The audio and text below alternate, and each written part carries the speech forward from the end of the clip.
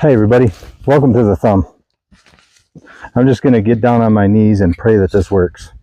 Now, what I have going is it's 10th of October, and I'm going to get my my winter pasture ready here. And the one thing I didn't do, kind of put it off last year, was I didn't put any corner braces on my posts, and it really showed. Through the summer, these things really settled, and you can see the wire's awful loose, and it was my own fault. I could put it off. A little bit had to do with laziness, but part of me was sometimes my optimism gets the best of me. I thought maybe I could get away without it, but anyway, what I'm doing, it's the same as what I did around my pasture down at the farm there. And it's just it's a floating brace. This wire that I got on here right now is kind of going in a figure eight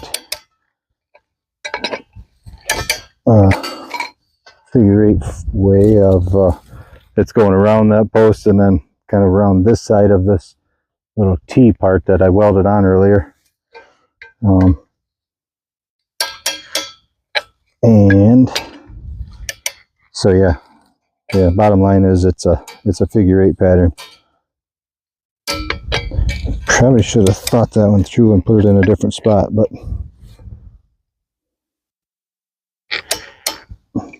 yeah, it's kind of amazing how well this works.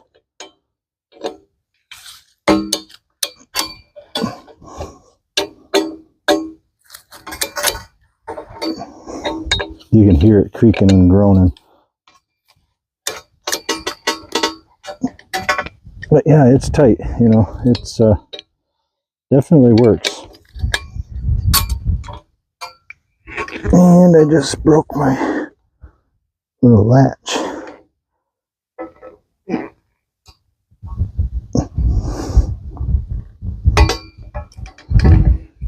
Okay, I'm gonna leave it at that. I probably could have put my wire down at that end a little lower, but I ain't gonna worry about it. I think it'll be fine.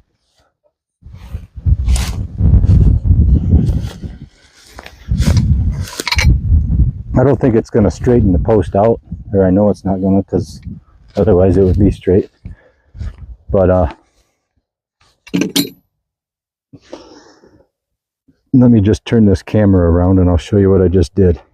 Okay, so you saw me drilling the hole in the post. That's like I want to say that's a 2-inch hole, like an auger bit type of thing. And then yeah, at the bottom here, you saw me weld this on to this pipe. It's just a little T thing, just enough to hold the wire without kinking it at all. This end is that's just an old silo stave, and that I can't lift that up, so it's definitely pulling. And then yeah, like I said, this goes in a figure eight around the bottom of the post and then back to here, and into the strainer here. And that's pretty much it. I just got to do it, I think, 11 more times, and then any place where there's a possibility of it touching the wire, which on some of them is possible, I'm going to like down at the other farm there, I just put a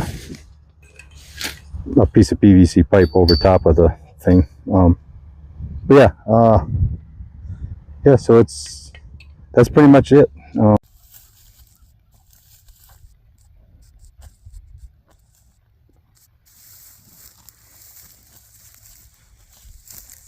She's searching out and eating dandelions and oats.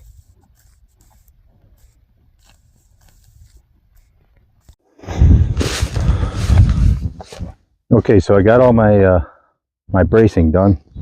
I'm just going to tighten the wires up. they kind of settled through. Actually, I was about 2 years ago, I guess I built this fence, and they haven't been tightened up since. Yeah, this run actually goes, this is the longest run of this whole fence. So I'm gonna make sure I tighten it down good. Probably the tightest it's ever been, because last time I didn't tighten them down very good, just because they didn't have braces on them.